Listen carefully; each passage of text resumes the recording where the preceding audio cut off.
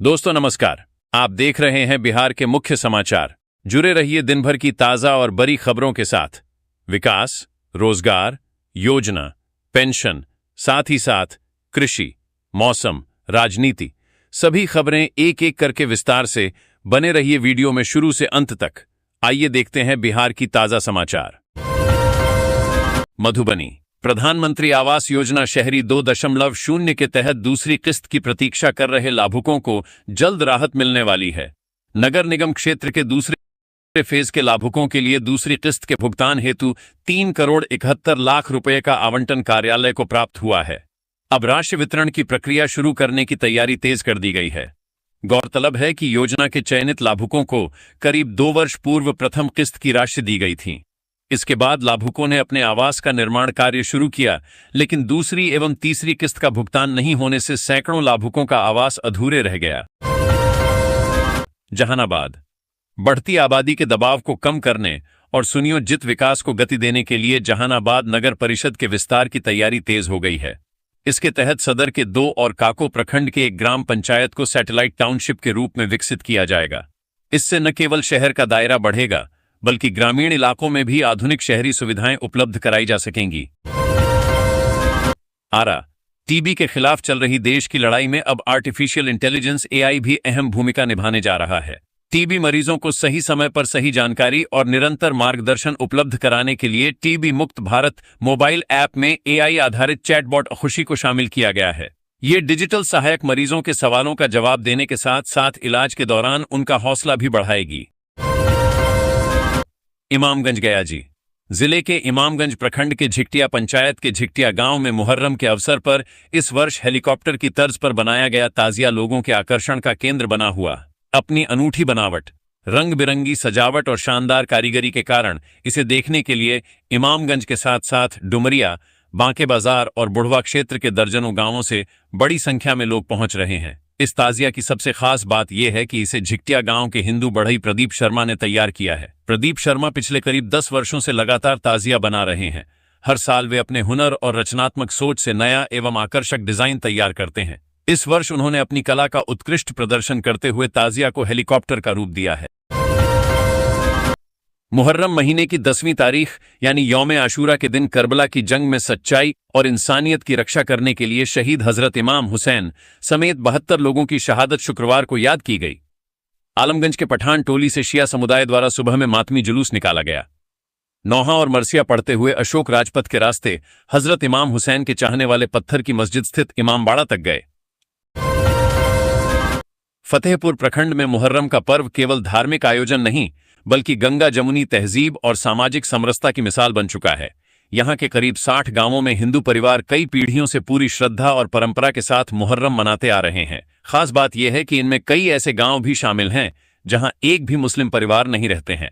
गदहिया टांड, जहली बीघा, बहेरा, मोरवे, मतासो, कोड़िया, भगवानपुर, खजूरी, केंदुआ, रक्सी, सतनिया, केवाल, सलैया खुर्द, राजा बीघा, पतेया, पकरिया, जसपुर और मेयारी समेत दर्जनों गांवों में हिंदू परिवार ताजिया निर्माण कराते हैं और परंपरागत तरीके से मुहर्रम का आयोजन करते हैं।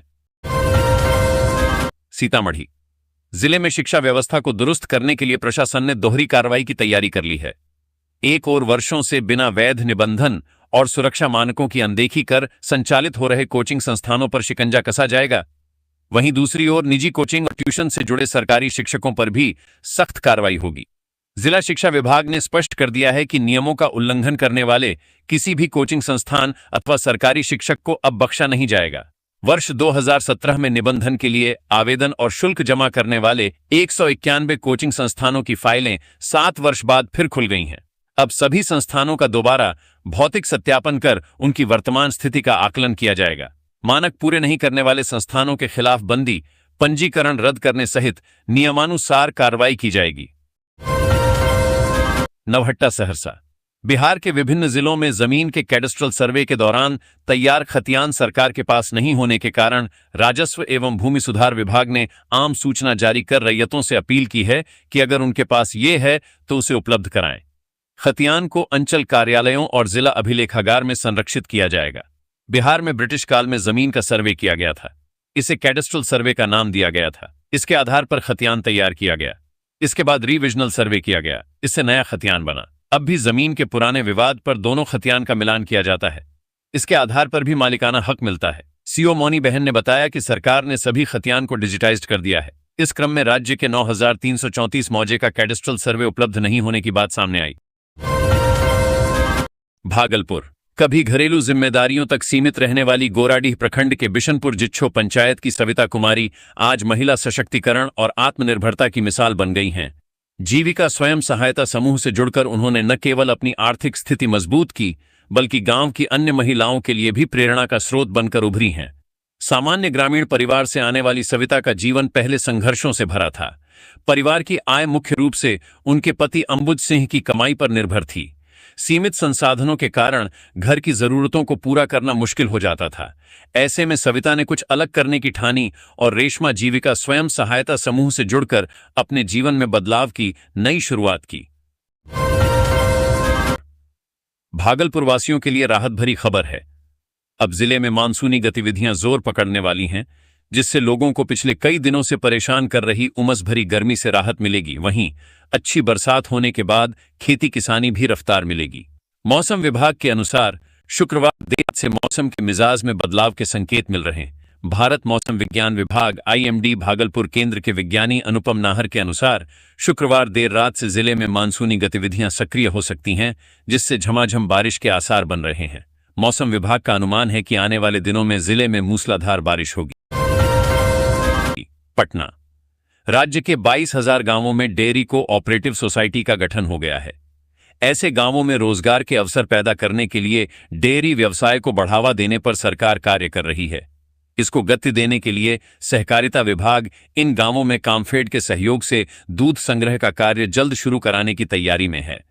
साथ ही दुधारू पशुओं की डेयरी यूनिट लगाने के लिए महिलाओं, युवाओं और किसानों को प्रोत्साहन देने एवं सहकारी बैंकों के माध्यम से दुधारू पशुओं की खरीद हेतु ऋण सुविधा दिलाने के लिए विस्तृत कार्य योजना तैयार कराई जा रही है। बिहार सरकार ने राजस्व एवं भूमि सुधार विभाग में बड़ा प्रशासनिक बदलाव किया है।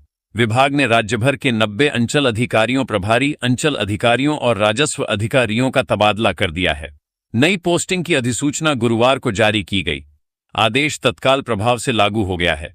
विभाग के अपर सचिव अजीब वत्सराज की ओर से जारी आदेश में कहा गया है कि यह तबादला राजस्व और भूमि संबंधी कार्यों को अधिक प्रभावी बनाने के लिए किया गया है। आदेश की प्रति मुख्यमंत्री सचिवालय, मुख्य सचिव, सभी प्रमंडलीय आयुक्तों, जिलाधिकारियों और संबंधित अधिकारियों को भेज दी गई है।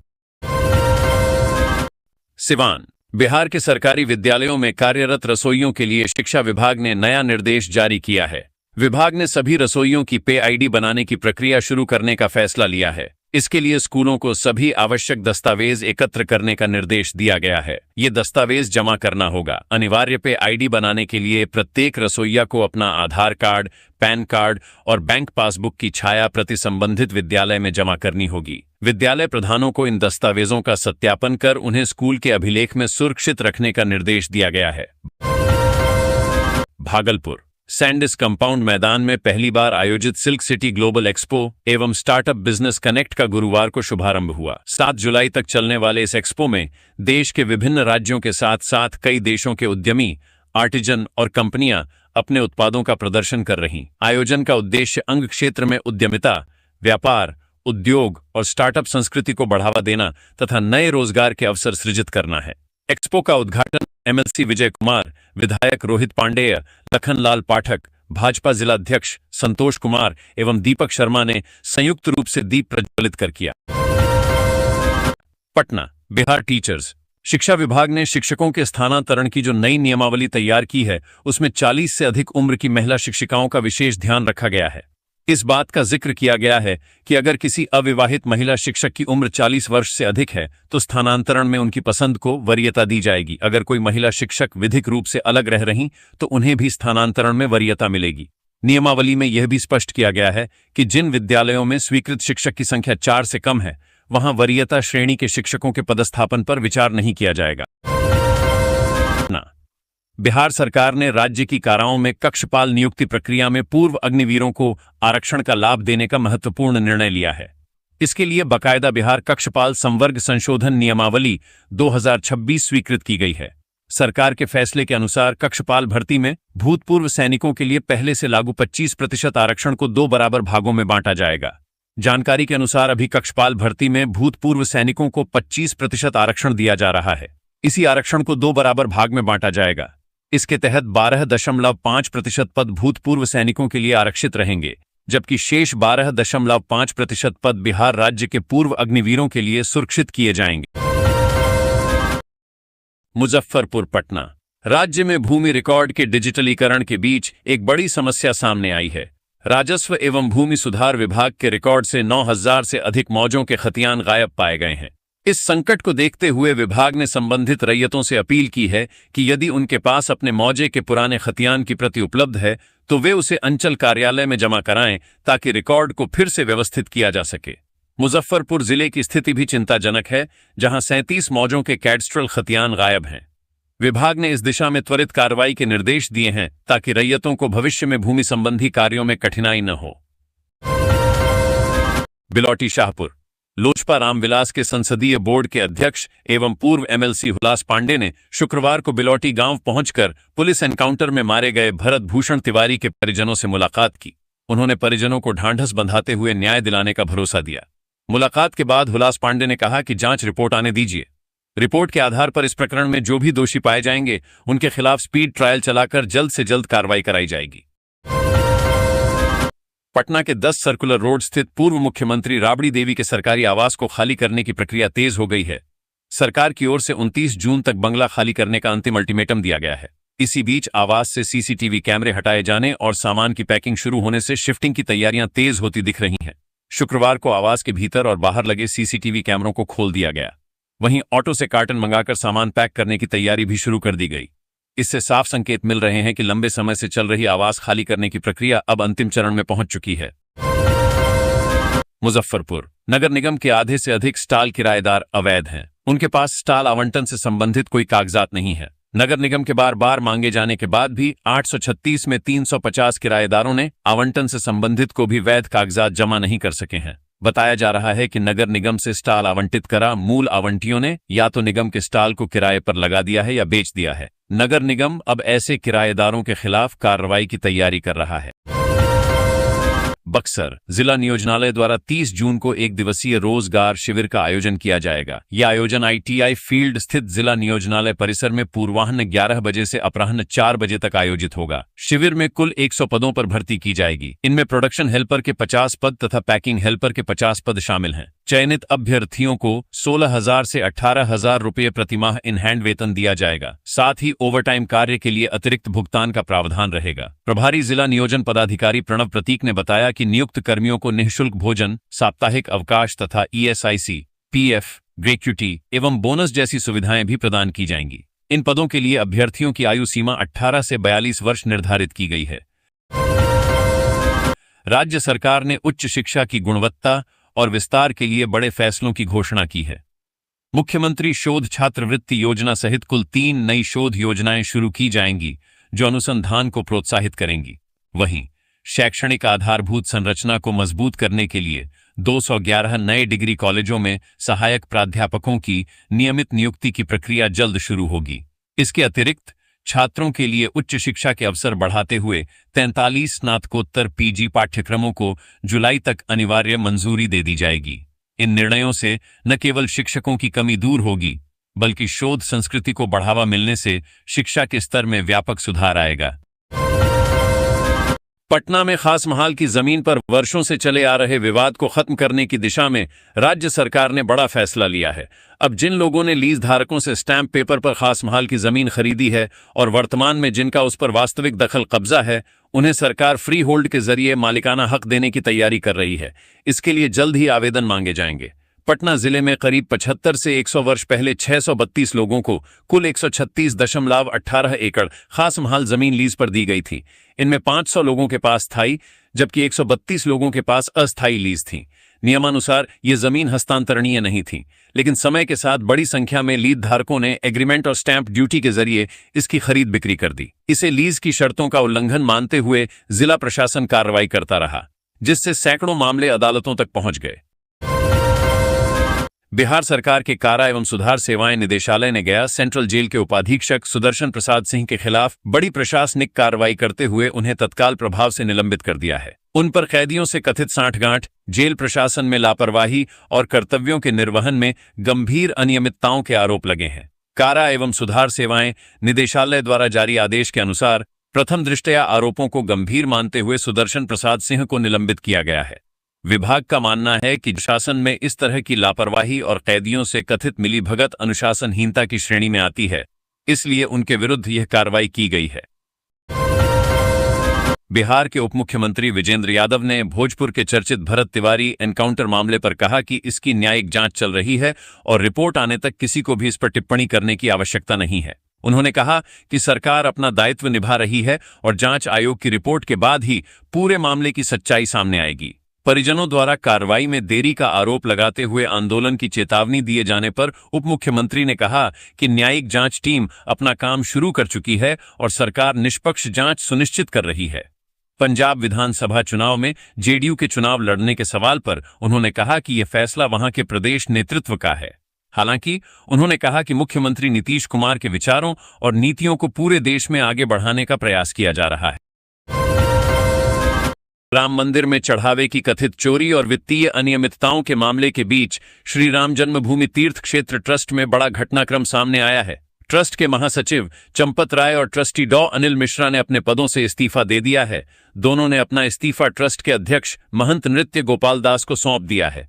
ये इस्तीफा ऐसे समय में आया है जब राम मंदिर में चढ़ावे की गिनती और प्रबंधन में कथित अनियमितताओं को लेकर विवाद गहराया हुआ है। मामले में एफआईआर दर्ज होने और 8 आरोपियों की गिरफ्तारी के बाद ट्रस्ट की कार्यप्रणाली और पारदर्शिता पर सवाल उठ रहे हैं। खगड़िया जिले के मड़ैया थाना क्षेत्र में मुहर्रम के ताजिया जुलूस के दौरान डीजे बजाने को लेकर शुरू हुआ विवाद देखते ही देखते हंगामे और बवाल में तब्दील हो गया। उग्र भीड़ ने पुलिस वाहन पर संगबाजी कर दी, जिससे सरकारी गाड़ी क्षतिग्रस्त हो गई। वहीं पास स्थित एक निजी स्कूल पर भी पथराव की सूचना मिलने से इलाके में कुछ देर के लिए अफरा तफरी और दहशत का माहौल बन गया। हालांकि प्रशासन ने साफ किया है कि घटना का किसी भी तरह का सांप्रदायिक एंगल नहीं है और पूरा विवाद केवल डीजे बजाने को लेकर हुआ। पटना राजधानी पटना के कदमकुआं थाना क्षेत्र अंतर्गत मुसल्लहपुर इलाके से एक बड़ी खबर सामने आई है, जहां प्रसिद्ध खान ग्लोबल कोचिंग सेंटर के पिछले हिस्से में अचानक आग लग गई।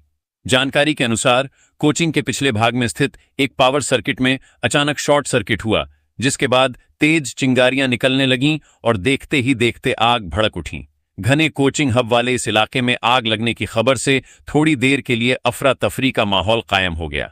घटना के तुरंत बाद कोचिंग सेंटर के सुरक्षा कर्मियों और अन्य कर्मचारियों ने अदम्य साहस और सूझबूझ का परिचय दिया। बिना वक्त गंवाए कोचिंग में मौजूद अग्निशमन उपकरणों फायर एक्सटिंग्विशर्स का इस्तेमाल कर कर्मियों ने खुद ही आग पर काबू पाने का प्रयास शुरू कर दिया। कर्मियों की इस त्वरित और सतर्क कार्रवाई के कारण आग को आगे फैलने से समय रहते रोक दिया गया, जिससे एक बहुत बड़ा हादसा होने से टल गया। पटना हाईकोर्ट ने ऋषुश्री से जुड़े मामले में मीडिया ट्रायल पर अंतरिम रोक लगाने का आदेश पारित किया है। जस्टिस अंशुल ने इस मामले पर सुनवाई की। कोर्ट ने विशेष निगरानी इकाई एसवीयू के मामले की सुनवाई के दौरान कहा कि प्रत्येक अभियुक्त का निष्पक्ष सुनवाई का संवैधानिक अधिकार सर्वोपरि है। उसे सनसनीखेज रिपोर्टिंग से प्रभावित नहीं होने दिया जा सकता। कोर्ट ने निर्देश दिया कि प्रिंट, इलेक्ट्रॉनिक, डिजिटल तथा सोशल मीडिया आरोपी को दोषी के रूप में प्रस्तुत नहीं करेंगे, क्योंकि मामला अभी कोर्ट में विचाराधीन है। कोर्ट ने स्पष्ट किया कि मामले की तथ्यात्मक, संतुलित एवं निष्पक्ष रिपोर्टिंग जारी रह सकती है। हालांकि मास्टरमाइंड, किंगपिन, स्कैमस्टर अथवा अपराध सिद्ध होने का संकेत देने वाले अन्य शब्दों के प्रयोग पर रोक लगाई गई है। पटना हाईकोर्ट ने प्राथमिक विद्यालय की शिक्षिका को हेडमास्टर पद पर पदोन्नति देने की मांग से जुड़े मामले में गया कि जिला शिक्षा पदाधिकारी डीईओ को 6 सप्ताह के भीतर निर्णय लेने का निर्देश दिया है। जस्टिस अजीत कुमार की एकल पीठ ने मनीता कुमारी की याचिका का निपटारा करते हुए यह आदेश दिया। याचिकाकर्ता की ओर से अधिवक्ता कुणाल तिवारी ने अदालत को बताया कि बिहार पंचायत प्रारंभिक शिक्षक नियोजन एवं सेवा शर्त नियमावली 2006 और 2012 के तहत निर्धारित योग्यता एवं सेवा अवधि पूरी करने के बाद मनीता कुमारी स्नातक प्रशिक्षित वेतनमान तथा हेडमास्टर पद पर पदोन्नति की अधिकारी हैं। इसके बावजूद उनके दावे पर अब तक कोई निर्णय नहीं लिया गया है। याचिका में यह भी कहा गया कि पदोन्नति कोटे में रिक्तियां उपलब्ध हैं, लेकिन संबंधित अधिकारी कार्रवाई नहीं कर रहे। वैशाली जिले के बिदुपुर सामुदायिक स्वास्थ्य केंद्र से स्वास्थ्य व्यवस्था को शर्मसार करने वाली एक गंभीर घटना सामने आई है, जहां मरीज के परिजनों ने अस्पताल के भीतर घुसकर ऑन ड्यूटी स्वास्थ्य कर्मियों पर जानलेवा हमला कर दिया। इस हिंसक वारदात में इमरजेंसी वार्ड में तैनात एक स्वास्थ्य कर्मी गंभीर रूप से घायल हो गया है। इस पूरी घटना का एक वीडियो भी सोशल मीडिया पर सामने आया है, जिसमें साफ तौर पर देखा जा सकता है कि उपद्रवी अस्पताल के भीतर घुसकर स्वास्थ्य कर्मी को घेरकर बेरहमी से पीट रहे हैं। पटना, बिहार ने विद्युत क्षेत्र में एक नया कीर्तिमान स्थापित करते हुए 24 जून 2026 को रात्रि 10:56 बजे 9068 मेगावाट की अब तक की सर्वाधिक विद्युत मांग दर्ज की गई है। राज्य की इस रिकॉर्ड मांग को बिहार विद्युत क्षेत्र की सभी इकाइयों द्वारा सफलतापूर्वक पूरा किया गया। उल्लेखनीय है कि रिकॉर्ड स्तर की मांग के बावजूद राज्य भर में उपभोक्ताओं को निर्बाध एवं गुणवत्तापूर्ण विद्युत आपूर्ति सुनिश्चित की गई। यह उपलब्धि ऊर्जा विभाग, Bihar state power holding company limited तथा इसकी सहयोगी कंपनियों द्वारा विद्युत उत्पादन, ट्रांसमिशन एवं वितरण अवसंरचना को सुदृढ़ बनाने के लिए किए गए निरंतर प्रयासों का परिणाम है। पटना, बिहार में प्रशासनिक स्तर पर एक बड़ा फेरबदल करते हुए राजस्व एवं भूमि सुधार विभाग ने बड़े पैमाने पर अंचल अधिकारियों, सीओ और राजस्व अधिकारियों आरओ का तबादला किया है। विभाग द्वारा जारी आधिकारिक अधिसूचना के मुताबिक राज्य भर में 90 राजस्व अधिकारियों का ट्रांसफर कर उन्हें नई जिम्मेदारियां सौंपी गई हैं। इस तबादला सूची में कई जिलों के अंचल अधिकारी शामिल हैं, जिन्हें प्रशासनिक दृष्टिकोण और कार्यकुशलता के आधार पर नए अंचलों में पदस्थापित किया गया है। विभाग का मुख्य उद्देश्य अंचलों में लंबित भूमि विवादों का तेजी से निपटारा करना और राजस्व कार्यों में पारदर्शिता लाना है। मुंगेर में स्मैक तस्करी के खिलाफ पुलिस ने बड़ी कार्रवाई की है। मामला मुंगेर के वासुदेवपुर थाना क्षेत्र के चंडिका स्थान सहनी टोला का है, जहां गुरुवार को पुलिस ने फरार आरोपी शिवा सहनी के घर कुर्की जब्ती की कार्रवाई की। ये कार्रवाई थाना अध्यक्ष अजय कुमार के नेतृत्व में की गई। पुलिस न्यायालय के आदेश के साथ शिवा सहनी के घर पहुंची और कानून के तहत उसके घर से कई सामान जब्त किए। इसमें घर के किवाड़, खिड़की, गैस सिलेंडर और अन्य जरूरी सामान शामिल हैं। पुलिस ने बताया कि शिवा सहनी पिछले करीब 10 महीनों से स्मैक तस्करी के मामले में फरार चल रहा है।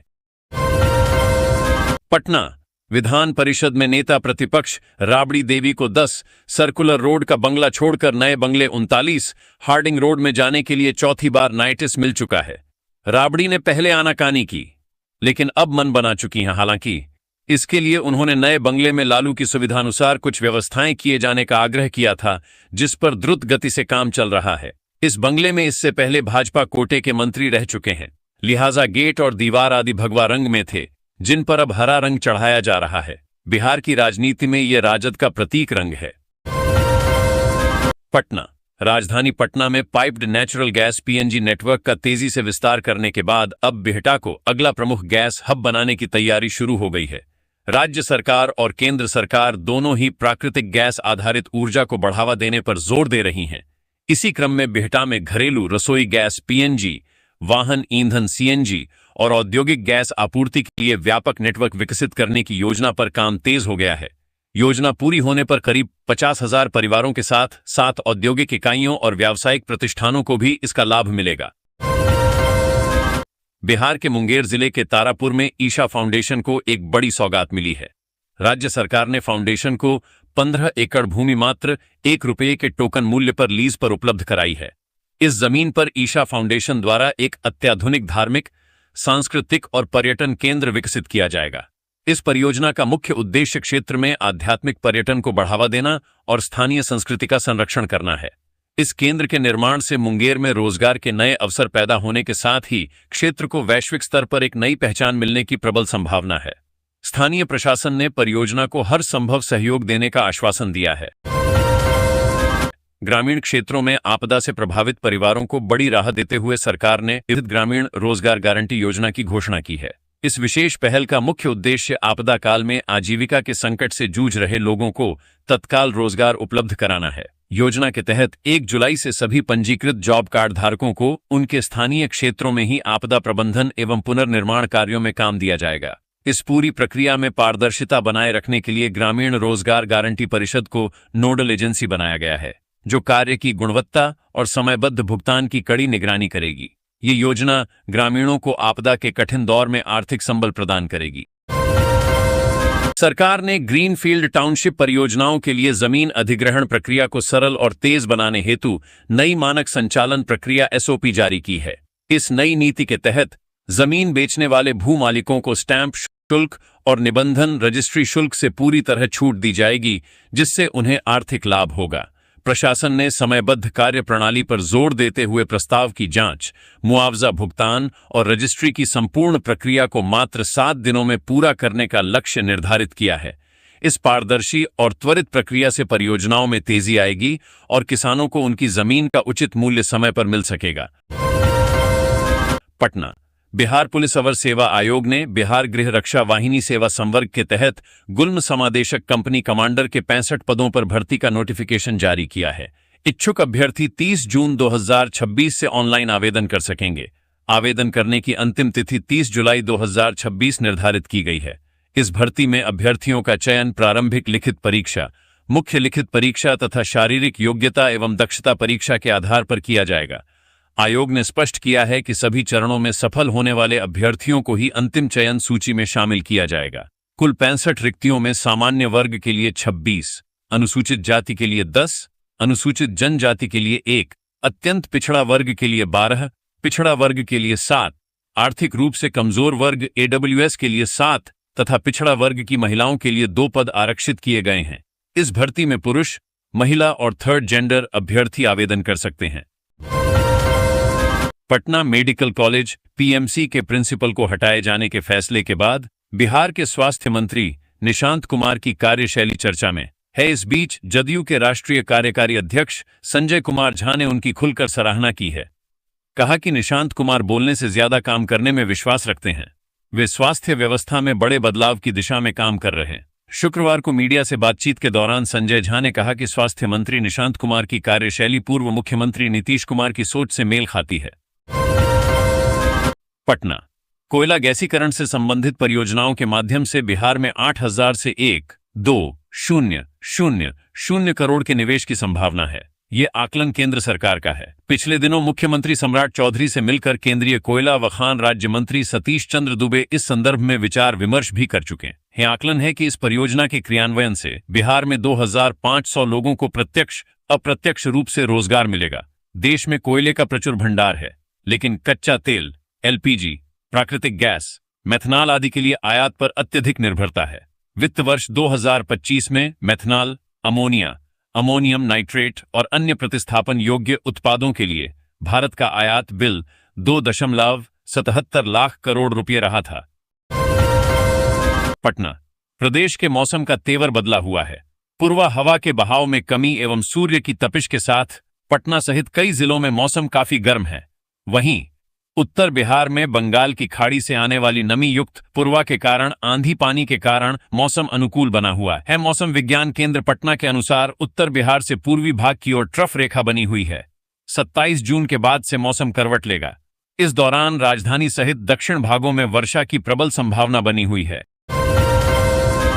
पटना सिटी, आगामी वर्ष 5 राज्यों में होने वाले विधानसभा चुनाव को लेकर नेता व कार्यकर्ता तैयारी में जुट गए हैं। पंजाब में जनता दल यूनाइटेड के अकेले चुनाव लड़ने और 45 सीटों पर अपना प्रत्याशी उतारने की तैयारी है। ये बातें पंजाब जदयू के प्रदेश अध्यक्ष मालवेंद्र सिंह बेनीपाल उर्फ टेडी ने तख्त श्रीहरि मंदिर में बातचीत के दौरान कही। उनके साथ प्रबंधक समिति के अध्यक्ष जगजोत सिंह सोही, व्यवसायी हरनेक सिंह सोही उर्फ सन्नी व समाजसेवी राजेश शुक्ला उर्फ टिल्लू थे। बेनीपाल ने बताया कि पंजाब में विधानसभा की 117 सीटों में जदयू 45 सीटों पर अकेले चुनाव लड़ने की तैयारी कर रही है। उन्होंने बताया कि बिहार से पंजाब का विशेष नाता है। जिले के 24 प्रखंड में चयनित 28 विद्यालयों को अब PM श्री विद्यालय के रूप में विकसित किया जाएगा। इन विद्यालयों में 6ठी से 12वीं कक्षा तक के छात्र छात्रा की पढ़ाई एक ही परिसर में होगी। शिक्षा विभाग ने इन विद्यालयों को आधुनिक सुविधाओं से लैस करने की तैयारी शुरू कर दी है, ताकि विद्यार्थियों को गुणवत्तापूर्ण और व्यावहारिक शिक्षा उपलब्ध कराई जा सके। विभागीय अधिकारियों के अनुसार PM श्री विद्यालयों में विषयवार शिक्षकों की नियुक्ति की गई है। जिन विषयों में शिक्षकों के पद अभी रिक्त हैं, उन्हें जल्द भरने का दावा किया गया है। उद्देश्य ये है कि विद्यार्थियों की पढ़ाई किसी भी स्तर पर प्रभावित न हो और सभी विषयों की नियमित कक्षाएं संचालित हो सकें। इन विद्यालयों की खासियत केवल पारंपरिक पढ़ाई तक सीमित नहीं रहेगी। छात्राओं को आत्मनिर्भर बनाने के लिए सिलाई प्रशिक्षण दिया जाएगा, जिससे वे कौशल आधारित शिक्षा प्राप्त कर सकें। रांची। दिल्ली के इंदिरा गांधी अंतर्राष्ट्रीय हवाई अड्डे पर शुक्रवार को रांची जाने वाली इंडिगो की फ्लाइट में तकनीकी खराबी के बाद यात्रियों को भारी परेशानी का सामना करना पड़ा। उड़ान भरने से ठीक पहले विमान में आई तकनीकी समस्या के कारण यात्री करीब 2 से 3 घंटे तक विमान के अंदर ही बैठे रहे। इस दौरान विमान का एसी बंद हो जाने से भीषण गर्मी और उमस में यात्रियों की हालत खराब हो गई। परेशान यात्रियों ने इसे लेकर विमान के अंदर ही विरोध शुरू कर दिया। जानकारी के अनुसार इंडिगो की फ्लाइट संख्या 6E2614 को निर्धारित समय दिन के 2:40 बजे पर दिल्ली से रांची के लिए उड़ान भरनी थी। भारत के टी20 क्रिकेट में आज से श्रेयस युग की शुरुआत हो चुकी है। श्रेयस अय्यर की कप्तानी वाली भारतीय टीम आज आयरलैंड से टकरा रही है। 2 टी20 मैचों की सीरीज का यह पहला मुकाबला बेलफास्ट में खेला जा रहा है।